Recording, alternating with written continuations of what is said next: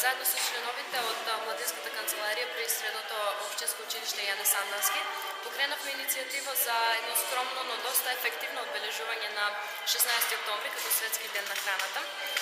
При тоа идејата за одбележување на ваков ден беше разгледувана од повеќе аспекти. Именно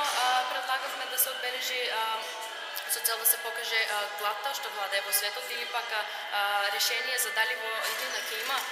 доволно храна за сите или пак како нездравата храна се одразува на здравствената состојба на младите па и на сите во општеството. Но се решува за представување на една пирамида на исхраната која на едноставен начин може да ни помогне да оформиме едно мени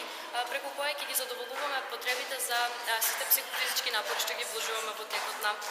денот. Што значи дека заедно со моите соученици кои што сме членови на Младинската канцеларија успеавме да направиме една презентација за подигање на свеста кај младите, односно презентацијата има функција на аларм подсетник за да не заборават младите дека храната колку што може да биде лек, толку може да биде и отров. Нездравата исхрана, што за жал се почесто преминува во практика поради немањето доволно време и поради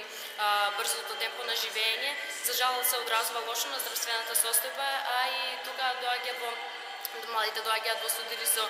проблем како што е гојазноста, што се повеќе ги опфаќа младината не само во Европа, туку и во Македонија. Што значи дека овој проект успешно успеавме да го реализираме благодарение на менторството на професор Братица Милкова, а ние членовите од Младинската канцеларија сме организирани од професор Зулја Цонева и секако овде да не ја заборавим и поддршката од директорката при нашето училиште Вања Велева. И